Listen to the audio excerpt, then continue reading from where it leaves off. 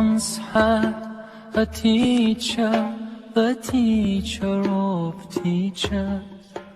He changed the world for the better and made us better creatures. Oh Allah, we've shamed ourselves, we've strayed from Al-Mu'allim. Surely we've wronged ourselves, what will we say in front of it? Mu'allim. He was Muhammad sallallahu alayhi wa sallam. Muhammad, mercy upon mankind. He was Muhammad sallallahu alayhi wa sallam. Muhammad, mercy upon mankind.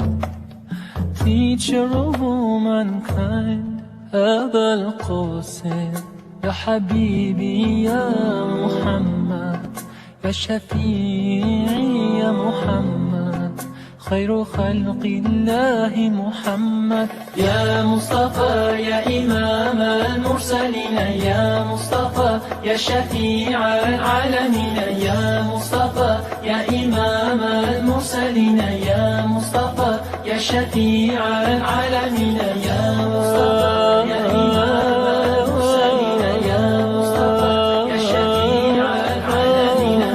He prayed while others slept, while others ate, he'd fast.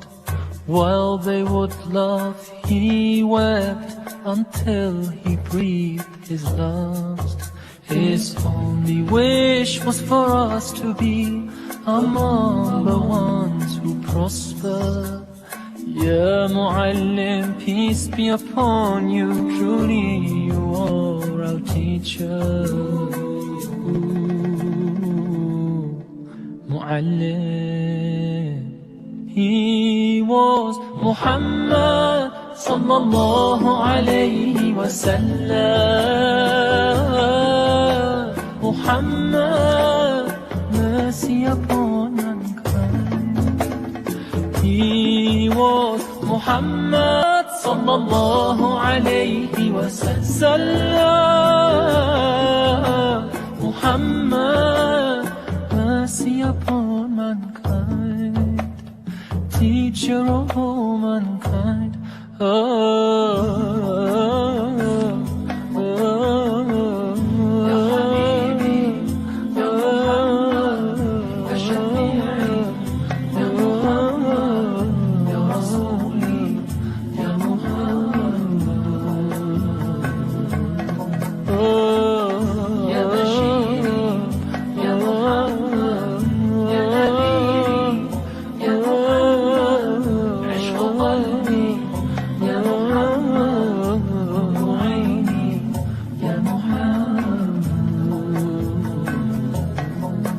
He taught us to be just and kind, and to feed the poor and hungry, help the wafer and the orphan child, and to not be cruel and miserly.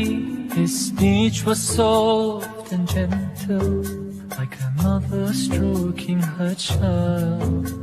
His mercy and compassion were most radiant when he smiled. He was Muhammad sallallahu alayhi wa sallam. Muhammad, mercy upon mankind.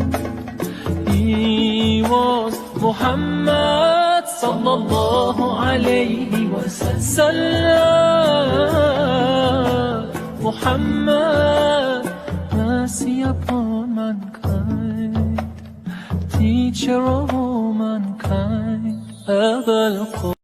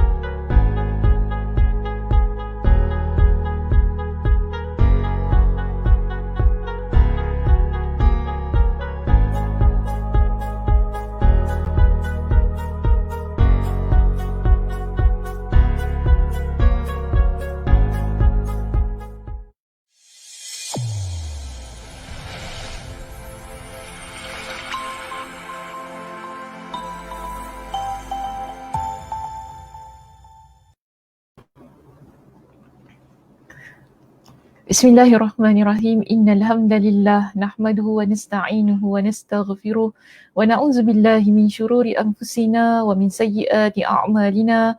Man yahdihillahu fala mudhillalah wa man yudlilhu fala hadiyalah. Wa asyhadu an la ilaha illallah wahdahu la syarikalah wa asyhadu anna Muhammadan 'abduhu wa rasuluh. Amma ba'd. Rabbi shrah li sadri wa yassir li amri wahlul 'uqdatam min lisani yafqahu qawli. Rabbi zidni ilma warzuqni fahma. Allahumma inna nas'aluka ilman nafi'a wa rizqan tayyiba wa amalan mutaqabbala. Assalamualaikum warahmatullahi wabarakatuh. Apa khabar jemaah muslimah di Masjid Kasim pada pagi ini? Saya harap semua dalam keadaannya sihat sejahtera hendaknya. Dan Alhamdulillah hari ini kita dapat bertemu sekali lagi di ruangan yang telah disediakan untuk menyambung pengajian kitab kita iaitu Al-Bidayah wa An-Nihayah, dan pada hari ini kita akan menyambung perbincangan berkenaan dengan ekspedisi. Ekspedisi apa? Siapa ingat? Ada tak di kalangan kita yang ingat kita sedang membincangkan tentang ekspedisi apa? Siapa bersama dengan kita hari ini? Kita ada Sumi. Waalaikumsalam warahmatullahi. Ya, kita ada Kak Zah, kita ada Ros, Kak Ros. Oh, kita juga ada Cik Kamaria di sini. Waalaikumsalam warahmatullahi. Jadi masih ingat lagi perbincangan kita ya tentang apa? Mungkin boleh dituliskan di situ. Waalaikumsalam warahmatullahi. Ya, Kak Mas juga ada di sini. Oh, okey. Mas Aziz nama dia. Okey. Okey Kak Mas, saya tanya Kak Mas lah sebab Kak Mas baru masuk. Okey Kak Mas, apakah topik yang telah kita bincangkan pada minggu lepas? Di situ kita ada Kak Zah kita menyebutkan bahawa minggu lepas kita bincang tentang perang Al-Walajah. Di mana peperangan ini berlaku? Di mana peperangan ini berlaku? Kak Mas lah sebab Kak Mas baru masuk.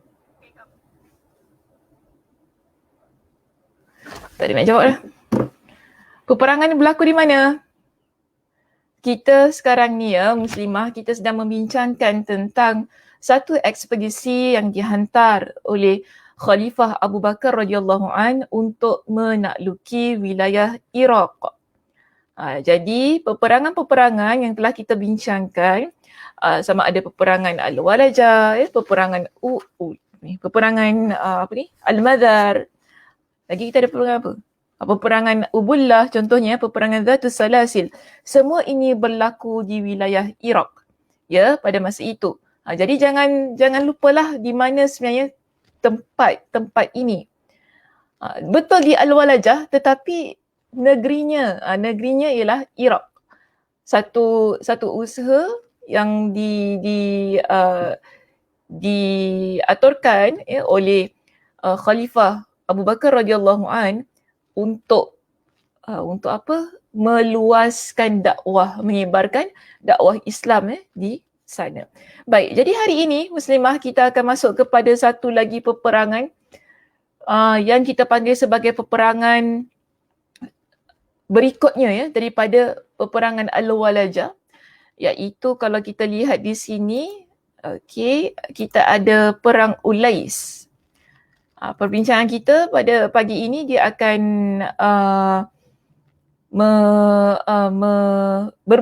dia akan bermula daripada halaman 152. Ya. Sebentar ya.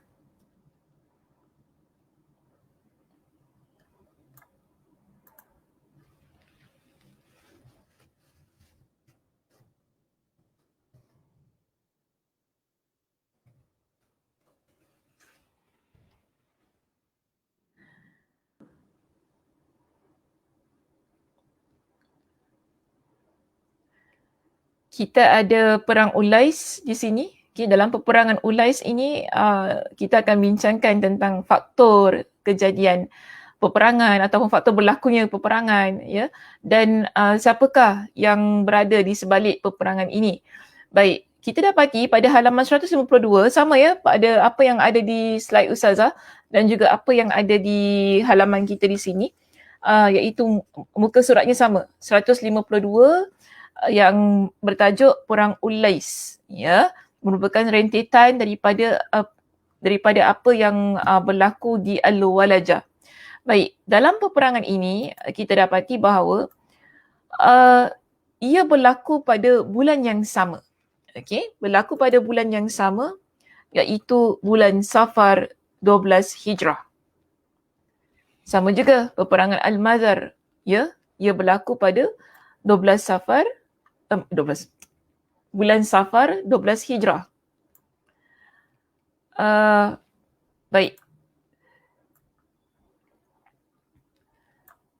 Sebentar ya, maaf ada sedikit ni. Saya nak kejap je.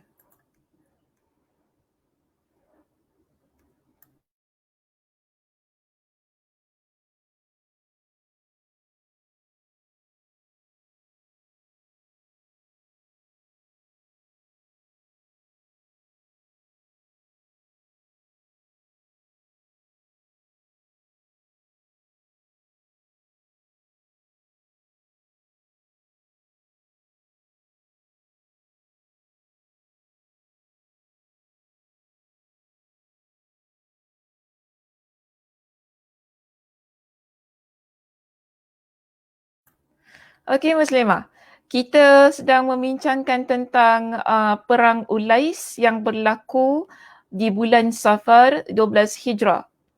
Ya, berlaku bukan sejurus tapi selepas peperangan Al-Walajah, dan adakah peperangan ini juga berpihak pada tentera muslimin? So kita akan bincangkan pada pagi ini. Baik. Kita lihat di sini ya Muslimah, dalam peperangan ini ia berpunca daripada ketidakpuasan hati yang berlaku kepada Bani Bakar ibn Wa'il. Ya, Bani Bakar ibn Wa'il, yang mana mereka ini terlibat, ada di kalangan mereka yang terlibat dalam peperangan sebelumnya. Jadi bila ada di kalangan mereka yang terbunuh di dalam peperangan yang sebelumnya, kita dapati bahawa ketua ataupun ahli keluarga ni dia tak puas hati. Dan kita panggil macam ni lah, dia lebih kurang sebagai satu usaha untuk menuntut bela di atas kematian ahli keluarga mereka yang terlibat di dalam peperangan yang sebelumnya.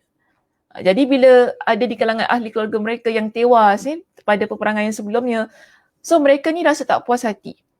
Dan mereka merupakan di kalangan Nasrani Arab. Okay, so kalau kita lihat dalam buku kita di sini, kita baca sedikit ya di situ.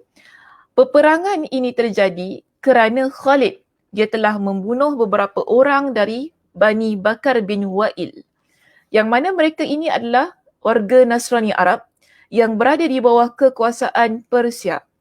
Maka berkumpullah seluruh keturunan Bakar bin Wa'il yang paling dalam dendamnya. So nampak tak di sini? Dia sebutkan dengan satu perkataan, yang paling dalam dendamnya terhadap Khalid ini ialah Abdul Aswad Al-Ijli. Sebab pada peperangan sebelumnya anaknya terbunuh. Jadi anak dia terbunuh dalam peperangan sebelumnya. So sekarang dia ni ada rasa tak puas hati. Geram dan dendam dengan tentera muslimin, iaitu Khalid, yang mana ketuanya adalah Khalid ibn Al-Walid. Maka dia berusaha untuk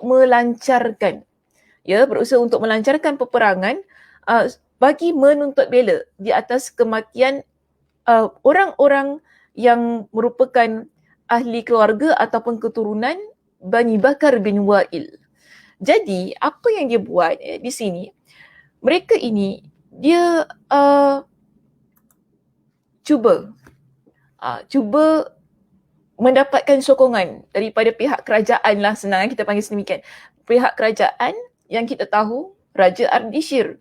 Ya, Ardishir ni dia sembunyi di belakang tabir, nampak tak? Dalam banyak peperangan tugas dia ialah menghantar tentera.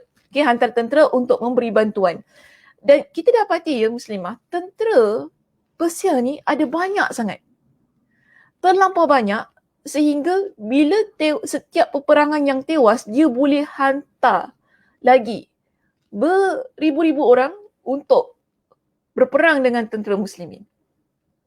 Kita lihat apa yang berlaku di peperangan Zatus Salasil, peperangan sebelum Al-Walajah, kita ada peperangan Al-Madar, ya, kita ada peperangan Al-Madar. Ketiga-tiga peperangan itu mengorbankan banyak jiwa di kalangan tentera pihak musuh, iaitu Raja Ardishir tu tadilah yang dia hantarkan, yang dia supply tadi banyak-banyak tu. Sekarang ini kita dah habis dah peperangan Al-Walajah. Bila selesai peperangan Al-Walajah ini, kemudian timbul lagi satu sentimen, satu lagi perasaan yang tak puas hati. Dia bukan kita kata bulan depan, lagi 2-3 bulan depan, bukan begitu. Tapi pada bulan yang sama. Nampak tak keadaan tu ya? Pada bulan yang sama, dia supply lagi tentera yang ramai untuk menumpaskan tentera muslimin. Jadi di sini, apabila keturunan Bakar bin Wa'il ingin menuntut bela, dia melihat bahawa itu adalah ruang untuk membantu dia ni sebagai seorang raja yang menakluki kawasan Iraq pada masa itu. Bagi kita kata sambil menyelam minum air lah gitu. Kan ada orang yang dah nak menuntut bela ni, kita sama-sama sekali lah support, senang sikit. Tak ada nak pergi nak naikkan semangat ke apa, tak perlu. Just berikan bantuan, settle. Jadi di sini ya kita lihat keturunan Bakar bin Wa'il yang ingin menuntut bela ni, dia mendapat sokongan Raja Ardishir yang mana dia menghantar tentera. Pada masa itu disebut begini, keturunan Bakar ibn Wa'il, dia segera menulis surat kepada warga Ajam, lalu ditindaklanjuti. Okey, lalu ditindaklanjuti, maksudnya diikuti oleh Ardishir dengan mengirim kepada mereka bala tentera bantuannya. Jadi, kesemua mereka bertemu di mana? Di Ulais. Inilah sebab tu kenapa kita namakan peperangan ini dengan peperangan Ulais. Kerana ia semua bertemu di tempat tersebut. Dan kita dapati dalam peperangan ini, siapa ni? Khalid dia datang ke tempat tersebut. Biasalah Khalid ini, dia kalau kita lihat daripada perbincangan dalam peperangan Zatus Salasil, dalam peperangan Al-Madar, peperangan Al-Walajah kan, dia akan pergi ke tempat musuh. Betul tak? Kita nampak kan banyak kisahnya begitu.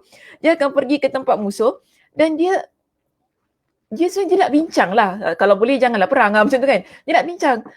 Tapi masalahnya pihak musuh ni, mereka they just ignore. Mereka just ignore dia ni, tak layan. Jadi di sini kita nampak ketika dalam peperangan Ulais, Khalid ibn Al-Walid dia datang ke Ulais bersama dengan tentera-tentera muslimin ini. Pada masa itu, pihak musuh mereka sedang menyediakan makanan untuk disantap lah. Nak makan, mereka nak makan. Jadi, kalau kita lihat pada perenggan yang kedua dalam kitab kita, dia kata begini. Tak kala mereka sibuk mempersiapkan makanan untuk disantap dan nak makan ni, tiba-tiba mereka dikejutkan dengan kedatangan tentera Khalid. Tiba-tiba Khalid datang di Ulais ini untuk bersemuka dengan mereka. Melihat tentera Khalid datang, banyak di antara mereka yang mengisyaratkan kepada sesama tentera untuk segera makan dan tidak mempedulikan pasukan Khalid. Jadi, ketika pasukan Khalid ibn Al-Walid ni sampai untuk bersemuka dengan mereka ignore. Mereka dah makan. Tak payah kisah pasal dia. Macam tu lah, tak payah kisah pasal dia, makan je. Kita tak payah nak bersemuka dengan dia lah. Dia punya pasal lah. Dia nak datang nak tengok kita, tengoklah kita nak makan ni sekarang. Okey, itu satu perkara yang kita rasa pelik lah. bila ada pihak musuh datang, kemudian mereka ni ignore, boleh pula nak teruskan makan tu. Padahal yang datang ni Khalid ibn al-Walid yang mana mereka nak serang. Ya, pada asalnya mereka nak serang. Kemudian kita dapati dalam teks kita di sini dia kata begini. Mereka ni tidak mempedulikan pasukan Khalid, sedangkan panglima pasukan memerintahkan mereka untuk segera menyambut tentera Khalid. Akan tetapi perintahnya tidak didengar oleh tentera-tenteranya. Jadi ketua pasukan pihak musuh ni yang kita kata asalnya memang nak balas dendam, yang nak menuntut bela, ketua pasukannya ni beritahu kepada mereka, tentera Khalid datang. Maknanya sambut ni maksudnya ialah bukan sambut apa khabar, bukan begitu. Maksudnya sini lah bersiap sedialah untuk berperang. Okey, bersiap sedialah untuk berperang untuk kita berhadapan dengan tentera Khalid ibn al-Walid. Tapi malangnya tentera dia ni degil, tak nak dengar cakap ketua. Ikut kepala sendiri. Kita lapar, kita nak makan lah. Musuh datang ke tak datang, dia besar apa? Macam itulah keadaannya kan. Kita ni muslimah, saya nak kata gini, bila kita berada dalam keadaan satu kumpulan, satu kumpulan, satu pasukan, kita ada ketua. Maka seharusnya perintah ketua ataupun apa yang diarahkan oleh ketua kita dengar. Baru mantap, kita panggil teamwork yang ada dalam kumpulan itu, pasukan tersebut. Namun sekarang ni nampak tak betapa mereka ni adalah orang yang tidak mahu mendengar kata ketua. Yang akhirnya kita dapati merugikan diri sendiri, membinasakan diri sendiri. Jadi di sini muslimah, kita lihat pada perenggan yang ketiga. Ketika Khalid sampai di sana, dia segera mengajak perang tanding. Jadi bila Khalid ni sampai dan mereka tak layan, mereka buat dono lah kalau dalam bahasa kita kan, buat dono, makan, terus makan. Ketua cakap dah berhenti. Kita nak kena hadap ni Khalid ibn al-Walid. Tak dengar juga, tak nak dengar. Jadi Khalid ini dia tampil. Dia kata apa? Siapa nak lawan dengan aku? Sebab jangan lupa mereka ni di kalangan orang Arab. Ya, mereka di kalangan orang Arab, keturunan Bani Wa'il ni, keturunan Bakar bin Wa'il ni, mereka adalah di kalangan Arab. Cuma agama berbeza. Okey, agama berbeza. Mereka di kalangan Arab Nasrani. Macam kita lah, Melayu tak semuanya Islam. Begitulah kan, ada juga Melayu yang bukan Islam. So di sini orang Arab tak semuanya Muslim. Dan pada masa itu, mereka adalah Arab di kalangan non-Muslim, iaitu Arab yang Nasrani ni. Khalid kata begini kepada mereka, siapa di kalangan kalian ni yang merupakan yang berani menentang aku dari seluruh kaummu, iaitu kaum Arab, sementara engkau tidak pantas menentangku. Jadi Khalid memukul, jadi di sini Khalid, maaf saya tersilap baca dah. Mana tadi?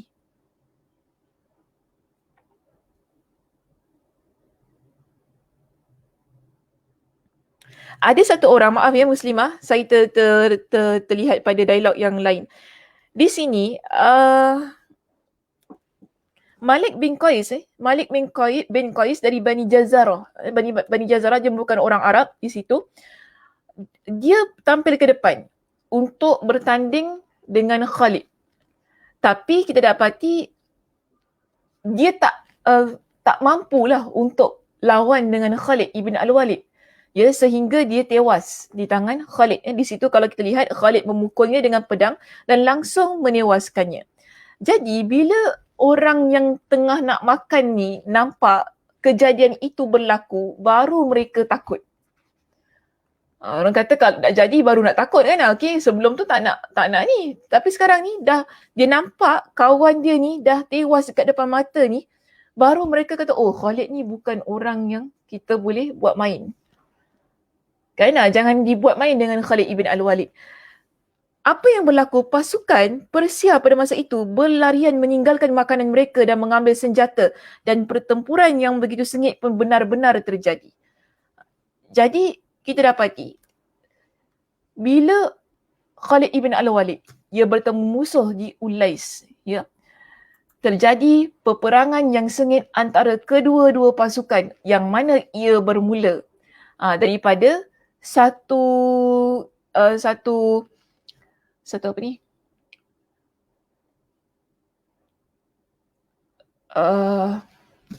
daripada satu, kita panggil satu nyawa lah, daripada satu nyawa yang terbunuh pada masa itu kerana kedegilan pihak musuh untuk meleraikan ataupun untuk bersemuka dengan Khalid pada masa tersebut. Jadi di sini, bila peperangan yang begitu sengit berlaku, yang mana kita lihat pada masa itu pasukan yang nak dihantar oleh Ardishir dia belum sampai lagi.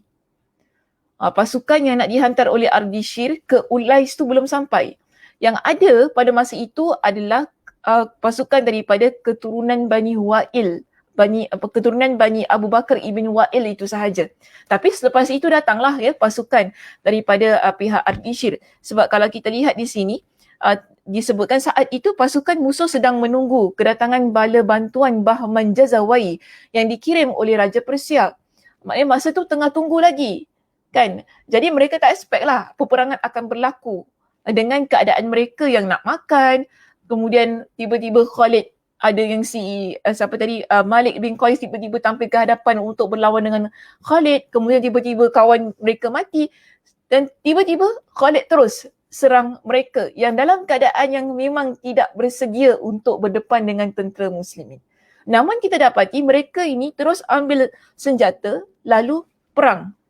Okay, tak kira lah bantuan tentera dah sampai ke belum sampai ke, mereka terus berperang di tempat tersebut. Kita dapati lepas tu dia datang tentera di kalangan pihak musuh, tentera bantuan oleh Raja Ardishir datang dan sebagainya. Tapi yang penting kita nak sebutkan di sini, kedua-dua pasukan mereka berhadapan dalam peperangan ini ataupun mereka menempuhi peperangan ini dengan begitu sengit. Sehingga tak tahu mana satu nak menang, mana satu nak kalah ni.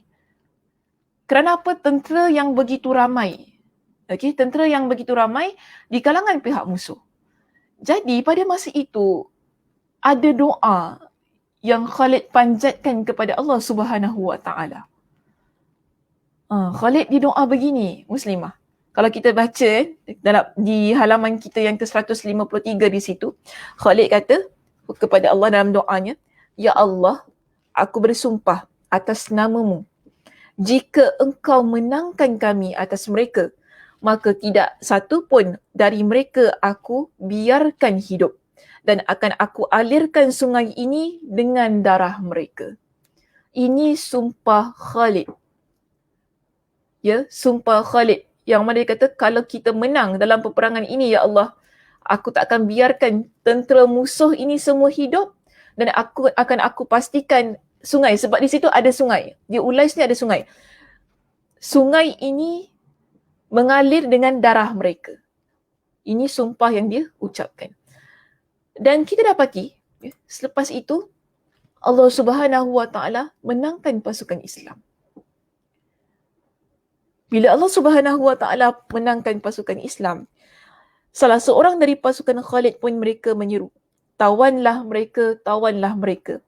Jangan bunuh kecuali yang tidak mahu ditawan. Okay, ada yang menyeru sedemikian. Tapi kita dapati kan, dalam peperangan ni dia susah. Kadang-kadang kita salah faham instruction, salah faham maklumat. Ada orang sampaikan maklumat begini, salah faham. Ada orang dengar doa Khalid, kemudian yang ini pula cakap gini. Dia jadi benda yang, sebab kita pun faham lah dalam medan peperangan ni ada banyak perkara yang dahsyat berlaku. Jadi saya nak pendekkan ceritanya dalam peperangan ini. Khalid memang benar-benar melaksanakan sumpahnya itu tadi.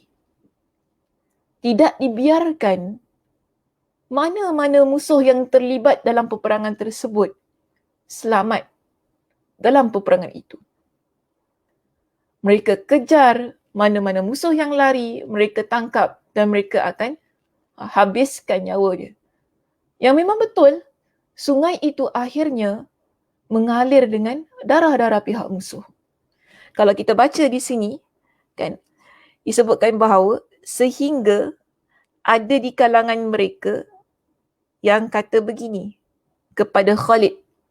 Itu ada di sebahagian pemimpin perang di situlah. Sebab kalau kita nak kata pemimpin perang ni, dia ada ketua, selalunya kemudian dia ada, mesti ada sayap kanan, sayap kiri kan, ada pemimpin-pemimpin yang kecil-kecil lain lah. Jadi di sini dia beritahu kepada Khalid, darah begitu banyak di sungai ini sehingga air sungai itu tak dapat mengalir. Yang ada hanya darah. Yang ada hanya darah. Kemudian dia suruh Khalid simbah, maksudnya tuang air di sungai tersebut supaya boleh mengalir darah ni bersama dengan air sungai itulah, sebab terlalu banyak nyawa yang dikorbankan di sungai tersebut. Maka Khalid pun buat sedemikian, Khalid segera mengalirkan air ke sungai, maka sungai pun berubah, ya, merah bercampur dengan darah. Sejak itulah sungai itu disebut dengan sungai darah sampai hari ini. Kalau dalam bahasa Arab, kita panggil ia sebagai Nahruddam. Ya, Nahruddam maksudnya sungai darah. Kerana peristiwa ini, ya, yang berlaku, yang akhirnya menyebabkan sungai itulah dia digelar dengan nama yang sedemikian.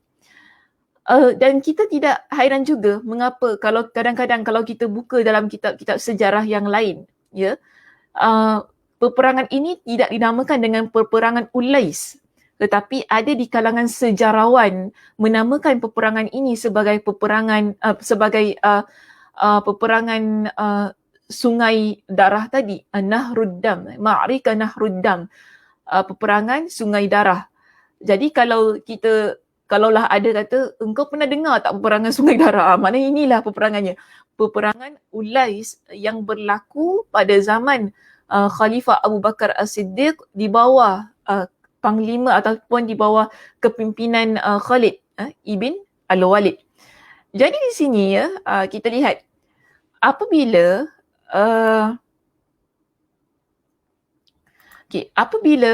kita dapati peperangan tersebut mengorbankan banyak nyawa di pihak musuh, ya, di pihak musuh. Yang mana kenapa sampai sungai itu berubah menjadi warna merah dan sebagainya? Kerana jumlah musuh yang terbunuh pada masa itu disebutkan anggarannya 70,000. Bayangkan 70,000 darahnya mengalir di sungai itu tadi. Mana taknya berubah sungai itu kan jadi warna merah. Kan? Jadi sebab itu sampai diberitahu kepada Khalid kena simbah dengan air supaya darah mengalir. Kalau tak, sungai itu tak mengalir, hanya penuh dengan darah sahaja. Jadi dan keseluruhan pasukan ini yang terbunuh, mereka ni daripada satu tempat, satu kota yang mana berasal daripada Amrisia. Jadi Khalid pergi ke tempat ini. Ya, kalau kita nak lihat pada perbincangan tersebut, Khalid dia pergi ke kota Amrisia ini. Silakan Muslimah rujuk pada muka surat 154 di perenggan kita yang ketiga.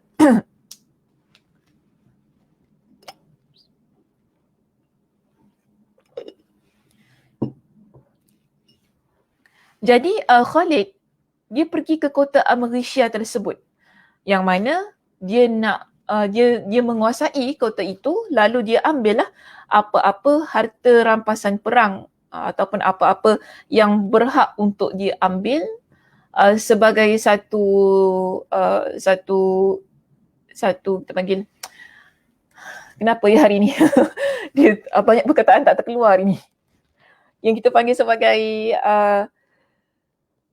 harta lah untuk dikumpulkan hasil daripada peperangan tersebut. Jadi Khalid ibn Al-Walid dia hantarkan utusan kepada Abu Bakar radhiyallahu an, ya, sebagai satu berita untuk diberitahu tentang kemenangan mereka di dalam peperangan Ulais ini. Jadi berita kemenangan dikirimkan kepada Abu Bakar radhiyallahu an bersama dengan harta rampasan perang sebagaimana 1/5-nya lah dikirimkan, dan ada di kalangan beserta para tawanan dan kaum wanita serta anak-anak yang diwakilkan kepada jandal dari Bani Ijl untuk dia bawa semua berita dan juga harta rampasan perang tersebut. yang mana dia merupakan seorang penunjuk jalan yang tulen. Yang tulen tu maksudnya yang tahulah mengenai selok belok perjalanan. Jadi bila Abu Bakar radhiyallahu anhu beliau mendengar berita kemenangan ini, dia memuji Khalid ibn Al-Walid sebagai seorang yang hebatlah dalam peperangan. Yang mana Muslimah, kalau kita baca di perenggan yang terakhir sekali di situ, apa kata Abu Bakar radhiyallahu an? Dia kata begini, wahai kaum Quraisy, sesungguhnya singa kalian sekarang telah menyerbu sarang singa dan mengalahkannya dengan mencabik-cabiknya. Kaum wanita tak sanggup lagi melahirkan seorang anak seperti Khalid ibn Al-Walid. Okay. So dia katalah kepada orang ramai pada masa itu, Khalid ibn Al-Walid ni dia umpama singa kan, yang berani, gagah, perkasa. Sehingga Abu Bakar kata kepada dia, singa kita dah serang sarang singa. Maksudnya sarang singa ni ialah tempat yang banyak ataupun tempat yang ramai pahlawan-pahlawan yang hebat yang diangkat, yang diagungkan di Iraq. Tapi akhirnya panglima-panglima itu tewas, bahkan kehebatan tentera mereka dijatuhkan oleh Khalid ibn Al-Walid pada masa itu. Jadi Abu Bakar kata apa?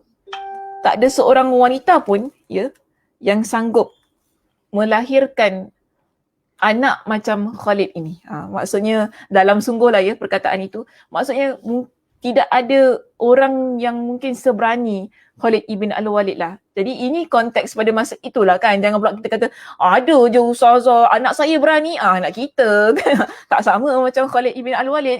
Anak kita berani pun tak sama macam Khalid ibn Al-Walid. Keadaannya amat berbeza.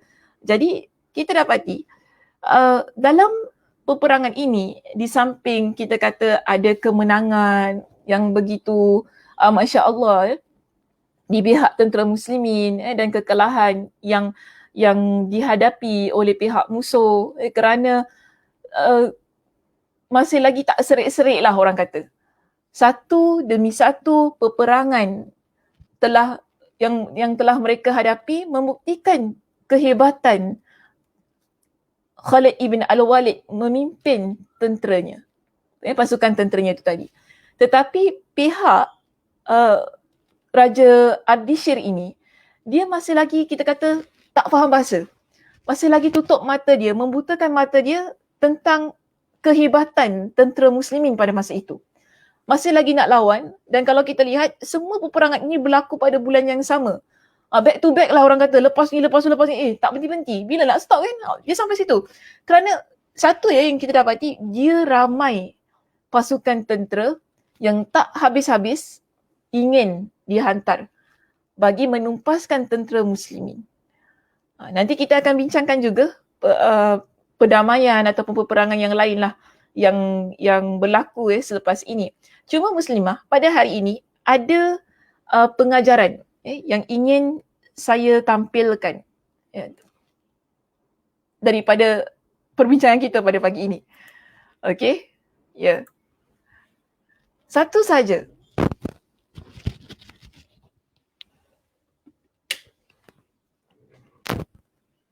Satu saja yang ingin saya sebutkan pada pagi ini ialah berkenaan dengan dendam. Dendam itu derita. Ada ke orang yang dendam dia bahagia? Saya tanya ni. Boleh jawab di bahagian situ.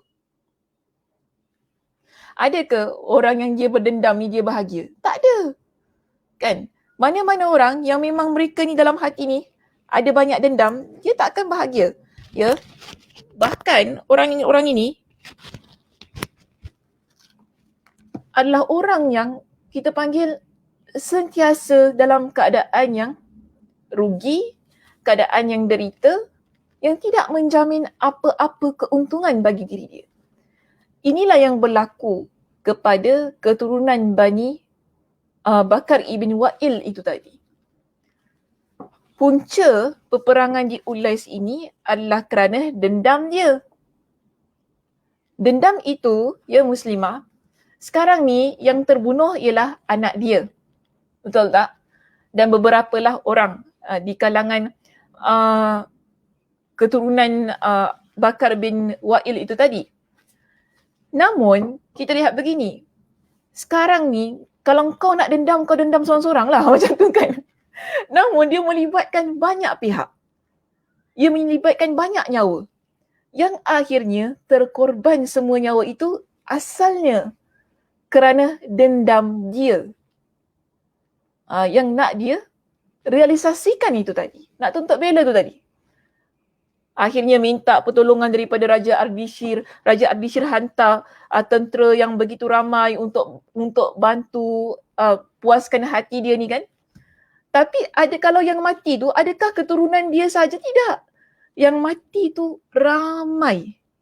Sehingga berapa tadi disebutkan? 70,000 orang yang mati kerana dendam keturunan Bakar bin Wa'il itu. Kerana itu. So saya tak nak ceritalah pasal dendam dia ni. Sekarang kita nak cerita tentang dendam kita. Okay? Sekarang ni dendam kita dalam hidup ni. Kita macam ni Muslimah. Kalau dalam hidup ini, kita banyak sangat dendam. Ya? Dendam itu, dendam ini kan. Dia bukan kita seorang tau. Kita akan ajar anak kita, kita akan ajak suami kita, kita akan beritahu kepada mak ayah kita, kaum keluarga kita supaya support kita dalam dendam itu tadi. Contohnya macam mana? Kita kalau tak suka dengan seseorang yang kita benci, yang kita dendam tu kan, kita akan cakap dengan anak dia. Kita akan cakap dengan anak kita macam ni. Ingat mak tak suka tau. Jangan dekat-dekat dengan orang tu. Mak musuh dengan dia. Kalau mak musuh dengan dia, kau pun kena musuh dengan dia. Kita ajar anak kita sedemikian. Kita beritahu kepada anak kita, dulu dia buat gini-gini, memang dia jahat gini. Aku punya dendam sampai sekarang tak hilang-hilang. Kita letakkan dendam itu, kita tanamkan ia dalam diri anak keturunan kita. Anak kita pun, dia jahat dengan mak aku, dia gini-gini, dia musuh. Anak kita pun jadi musuh dengan keluarga itu. Dan anak kita akan ajar kepada anak dia, ingat dia ni musuh dengan nenek. Nampak tak? Dia keturunan. Sampai 7 keturunan lah saya kata. 7 keturunan tak habis. Sebab dendam je pasal ni. Kita ajak suami kita, kita cakap suami kita, you ingat you, I tak suka you jangan ni. Dengan suami dia pun you jangan tegur, I tak suka. Kita ajak suami kita sama-sama. Untuk dendam kita tadi kan. Kita kata pada suami, jangan. Laki dia pun jangan tegur, I tak suka. Anak-anak dia tak kisahlah. Apa-apa nak jadi dengan diorang, I tak suka. Kita nak orang lain ikut apa yang kita rasa tu tadi. Dendam kita yang tak berkesudahan. Yang akhirnya sampai kita dah meninggal pun anak kita akan ingat dendam yang kita tinggalkan itu tadi Muslimah. Ya, anak kita akan ingat. Ia menjadikan hidup kita ni kan, keturunan kita, ahli keluarga kita hidup dengan dendam yang ada yang asalnya hanya pada kita seorang. Tapi kita dah suburkan dalam diri anak-anak kita. Anak kita pun ingatkan kepada anak dia. Tak mustahil saya kata anak dia tu, cucu kita akan ingat kepada anak dia lagi. Ingat dulu dia tu dengan moyang kau gini-gini. Kita tak boleh, tak baik. Keluarga kita tak baik dengan keluarga dia. Jangan baik-baik dengan keluarga dia. Inilah yang akan mengakibatkannya berlaku apa? Kesan yang dahsyat. Kita dengki, kita benci, kita bermusuh. Sampai bertahun-tahun, sampai berketurunan tak kiralah, sampai kalau dulu musuh daripada tahun kita kata 1982 lah sampai sekarang 2020 musuh. Keturunan demi keturunan tak henti-henti. Kerana apa? Asalnya dendam kita yang kita sematkan dalam hati. Lalu kita ajar kepada orang di sekitar kita supaya support dendam kita tu. Kita beritahu dengan best friend kita, kau ingat aku dendam dengan dia, kau jangan baik-baik. Kalau kau baik-baik dengan dia, kita putus sahabat. Nampak tak macam tu? Kita berikan sesuatu yang tak baik. Maknanya kita tunjukkan satu contoh yang tak baik kepada orang yang di sekitar kita. Ini tidak diajarkan oleh agama kita. Kena ingat Muslimah. Kita betul lah saya kata. Mungkin kita memang ada problem, kita ada isu kan. Dengan seseorang okey. Kita ada isu dengan dia. Itu antara kita dengan dia. Jangan libatkan anak-anak. Jangan libatkan ahli keluarga kita. Jangan libatkan kawan-kawan kita. Kita dengan dia saja sudah. Tapi masalahnya sekarang kita libatkan semua orang. Bila kita libatkan semua orang, inilah yang menyebabkan berlakunya dengki, benci, musuh sampai tak sudahnya. Sampai tak sudahnya. Akhirnya, bila kita mati, orang ingat kita, kau ingat tu Sakinah, dia mati tu kan, dia bawa dendam dia dengan keluarga tu. Contoh ya, saya tak ada dendam dengan siapa, contoh je. Contoh je. Orang sebut nama kita sebagai orang si pendendam. Wanita yang mati dalam keadaan dendam, yang mana dia warisi perasaan itu kepada anak keturunan dia dan anak keturunannya meneruskan. Biasa tak tengok drama, okay. Ni saya nak sebut, biasa tengok drama kan, sinetron ke apa kan. Dia dendam tu anak dia teruskan. Kalau mak aku tak baik dengan keluarga dia, buat apa aku nak baik dengan dia? Kan sebab diorang lah mak aku jadi gini-gini. Dia jadi sedemikian. Dia benda yang tak bagus. Dia rosakkan jiwa kita, environment kita. Orang yang tak bersalah, dia termasuk sekali dalam dendam kita yang tak memberikan apa-apa keuntungan bagi diri kita dunia dan akhirat. Sebab itu saya kata tadi kan, dendam itu dia derita. Dia takkan bawa kebahagiaan. Mungkin kita cuma rasa aku puas hati sebab aku tak suka dengan dia, anak aku pun tak suka dengan dia. Kita rasa puas hati begitu. Tapi kita tak bahagia muslimah. Sebab apa? Sepanjang hidup kita yang ada hanya dengki, benci dan musuh. Bukan kita sahaja, tapi seluruh keturunan kita terbawa-bawa dengan kedengkian, kebencian dan permusuhan yang dah kita suburkan pada anak keturunan kita itu tadi. Jadi di sini, jangan lupa muslimah. Nabi SAW ingatkan kepada kita, ya, tentang benci, yang mana tentang musuh, tentang dendam tadi kan, dia boleh bawa kepada dengki, boleh bawa kepada kebencian. Yang mana Nabi sebutkan, hasad dan kebencian, iaitu hasad ini dengki lah ya, kedengkian dan kebencian, kedua-duanya adalah penyakit. Di sini, Nabi kata apa? Dabba ilaikum da'ul umami qablakumul hasadu wal baghdha. Hiyal haliqah. Penyakit umat-umat sebelum kalian dia menjalar dalam diri kalian, iaitu hasad dan kebencian. Yang mana penyakit kedua-dua ini, hasad dan kebencian, sifatnya adalah mencukur. Ya, sifatnya itu adalah mencukur. Nabi kata apa? La aqulu tahliku sya'ara walakin tahliku din. Aku tidak mengatakan sifat yang mencukur ini dia cukur kepala, ya. Nabi kata, bila aku kata dia sifatnya mencukur, bukan sebab cukur rambut itu, tetapi ialah ia mencukur agama kita. Apa maksud mencukur agama kita? Dia lead to, maknanya ia bawa kita kepada perkara-perkara yang merosakkan agama kita. Betul tak? Bila kita dah dendam, kita dengki, kita musuh dengan orang tu, kita benci dengan dia, dia akan buat kita, perasaan-perasaan ini akan buat kita dan ahli keturunan kita ni buat perkara-perkara yang tak baik kepada pihak yang kita dendamkan itu tadi. Tak kira lah daripada sudut apa, saya nak elaborate pun masa tak panjang ya di sini. Tapi yang penting, yang saya nak tekankan, dendam itu tadi, dia akan bawa kepada dengki. Dengki akan pergi kepada benci. Dengki dan benci dia akan memusnahkan diri kita. Sebagaimana dendam yang berasal daripada dendam tersebut. Yang akhirnya kita akan buat banyak perkara-perkara yang menzalimi ahli keluarga yang kita dendamkan itu tadi. So benda ini, Nabi kata ia adalah penyakit yang merosakkan agama kita. Sebab tu tadi saya kata, kita kalau tak puas hati dengan seseorang, kita kalau dendam dengan seseorang, kita je lah. Ya, kalau dapat dimaafkan itu terbaik. Tapi kalau tak nak maafkan tu terpulanglah ya, diri masing-masing. Kita pun dah bincangkan banyak kali dah tentang kemaafan. Namun satu perkara kena ingat, jangan libatkan orang lain. Tapi selalu dendam ni dia tak boleh lah, dia mesti kena libatkan orang lain.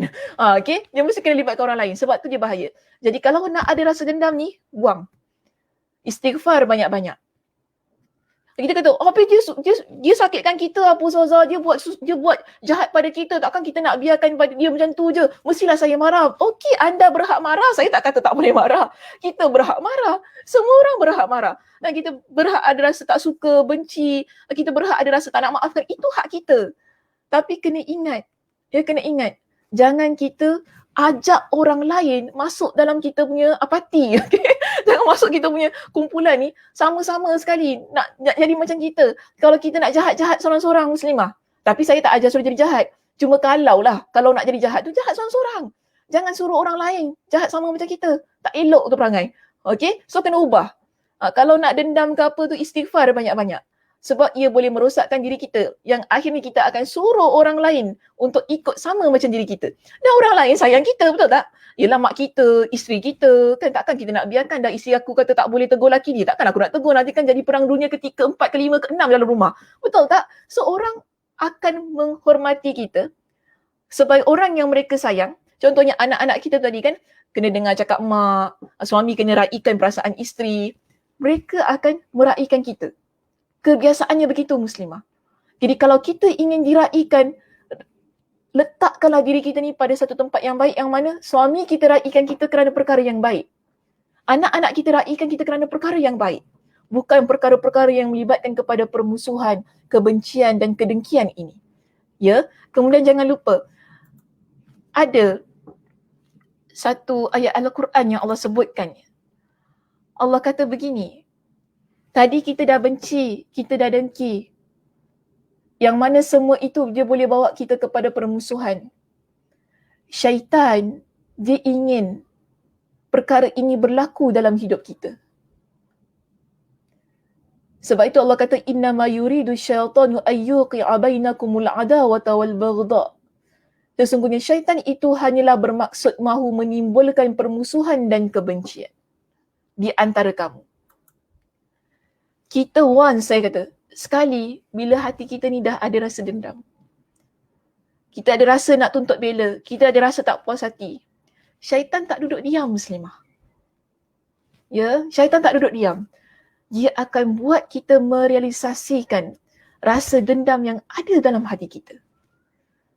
Itu yang menyebabkan saya kata tadi, kita akan ajak orang lain untuk sama-sama dengan kita.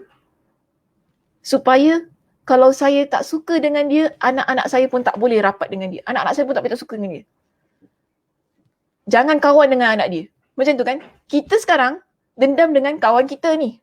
Kan? Kita kata nama kawan kita, apa nama kawan nak panggil? Nanti Sakinah lah. Kita dendam dengan si Sakinah ni. Kita kata dengan anak kita, kau ingat, kau jangan kawan dengan anak-anak makcik Sakinah tu. Aku nampak kau kawan dengan anak-anak dia, dengan kau sekali aku halau ke rumah. Kita ancam anak kita. Ingat kau jangan. Aku tak suka. Sebab aku musuh dengan mak dia. Apa kena mengena anak kita dengan anak dia? Kan? Kita ajarkan anak kita benda yang tak baik. Kita bawa kepada permusuhan. Ini yang syaitan inginkan. Kerana bila kita sebagai sebuah komuniti Muslim, lebih-lebih lagi kita ni muslimah lah ya. Saya nak sebut komuniti muslimah kita ni. Kita muslimah ni tak ramai. Jadi kalau boleh, kita dah baik tu baik, alhamdulillah, jagalah hubungan persaudaraan antara kita sesama muslimah. Supaya kuat kita ni, sama muslimah ni kan. So kita tak ramai. Jadi kalaulah ada permusuhan-permusuhan yang begini, lalu kita melibatkan orang-orang yang tidak, ini yang tidak terlibat itu, inilah yang diinginkan oleh syaitan. Supaya apa? Terputus tali persahabatan, terputus ukhuwah Islamiah, terputus, kita jadi porak-peranda. Kita jadi orang yang tidak ada kasih sayang, penuh dengan kebencian. Sebab apa? Itu perangai dia. Perangai dia begitu muslimah. Ya. Jangan ikut perangai ni. Sebab apa? Ia perangai iblis. Bila Allah Subhanahu Wa Taala suruh iblis perintahkan untuk apa? Tunduk hormat kepada Nabi Adam alaihi salam. Dia tak nak kan? Betul tak? Dia tak nak. Bila dia tak nak, Allah tanya, kenapa kau tak nak sujud kepada Adam? Dia kata apa? Saya lagi bagus daripada dia. Sebab engkau ciptakan dia daripada tanah. Kau ciptakan aku daripada api. Allah suruh dia keluar daripada syurga. Allah halau dia keluar daripada syurga. Kerana orang yang sombong tak layak untuk duduk di dalam syurga. Iblis ni, bila Allah Subhanahu Wa Taala keluarkan dia daripada syurga tu, dia dendam dengan Nabi Adam. Bukan dengan Nabi Adam saja, tetapi dengan kita ni semua dia dendam. Dia dendam dengan umat manusia. Dia dendam dengan makhluk yang namanya manusia ni. Dia amat dendam. Sampai kan dia kata begini kepada Allah. Qala fabima aghwaytani la'aqudanna lahum siratakal mustaqim. Oleh kerana engkau, wahai Tuhan, menyebabkan daku tersesat, maka demi sesungguhnya aku akan mengambil tempat menghalangi mereka dari menjalani jalanmu yang lurus. Ini dendam iblis. Yang mana bagi dia, sebab Adam, Allah buat aku macam ini. Sebab engkau, Allah buat aku ni. Jadi aku akan pastikan engkau dengan keturunan engkau manusia ni takkan selamat dan takkan masuk ke dalam syurga. Ini dendam dia. Sebab tu saya kata jangan ikut perangai iblis muslimah. Kalau kita jadi orang yang pendendam, inilah perangai ni. Lepas dia keluar, adakah dia biarkan Nabi Adam begitu saja? Tak. Dia pastikan, kerana dendam dia pastikan Adam sekali keluar daripada syurga tu. Ini perangai dia. Datuk, adakah dia stop terus? Tak. Dia hasut anak Nabi Adam, Habil Qabil sampai berbunuhan. Sehingga ke sekarang, dah sampai ke hari kiamat, dendam itu takkan pernah luput daripada syaitan, daripada iblis dan syaitan. Sebab itu, bahaya dendam ni. Ia merosakkan kehidupan kita. Kerana apa? Ia adalah sifat yang kita dapat contoh daripada siapa? Ni, iblis ni. Perangai iblis. Jadi, jangan jadi macam iblis tu tadi. Contoh jelas dalam Al-Quran Allah tunjukkan kepada kita. Saya berikan pilihan di sini. Ya, pilih nak ikut yang mana satu. Jalan yang membahagiakan ataupun jalan yang menderitakan jiwa dan raga kita. Kalau kita nak pilih jalan yang membahagiakan kita, buanglah rasa-rasa dendam dalam hati kita ni muslimah. Betul, ramai orang dia akan buat jahat pada kita. Sedangkan kita ni berusaha untuk jadi seorang muslimah yang solehah. Kita berusaha nak jadi muslimah yang terbaik. Kita berusaha nak jadi muslimah yang sebaik-baiknya. Tetapi manusia di sekitar kita tak semua boleh terima kebaikan kita. Ya, kena ingat itu. Kita tak boleh please everybody dalam kehidupan kita. Akan ada manusia yang benci kita. Akan ada manusia yang tak tiba-tiba tak tahu hujung pangkalnya, tiba-tiba benci kita. Tiba-tiba busuk dengan kita. Wallahu a'lam sebab apa. Sebab itu yang dikehendaki oleh syaitan.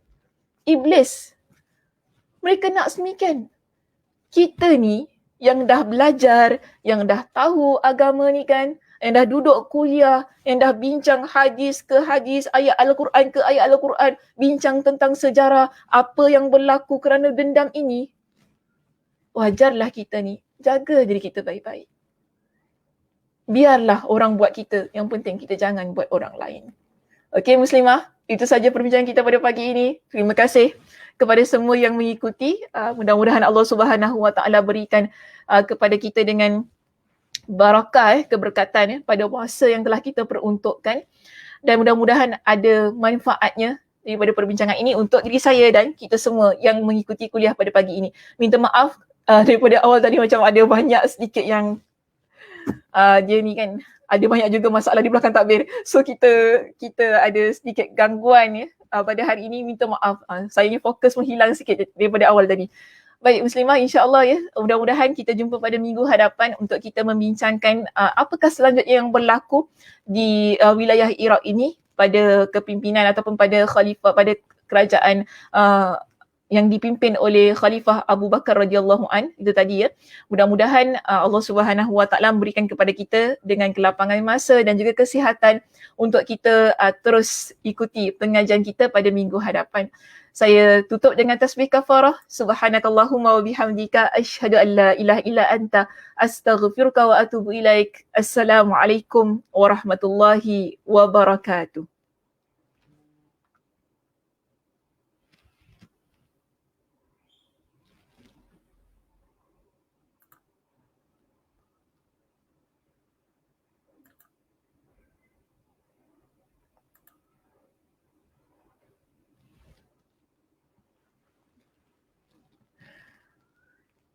Saya dah beri salam dah.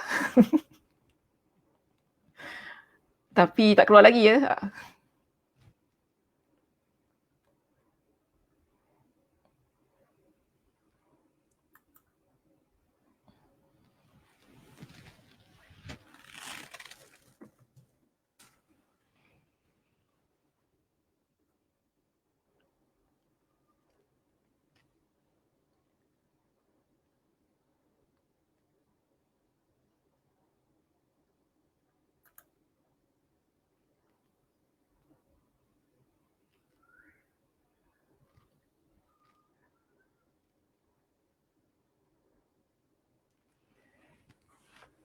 So nak buat apa ni? Itulah saya kata dia daripada tadi kan ada banyak masalah di belakang tabir ni.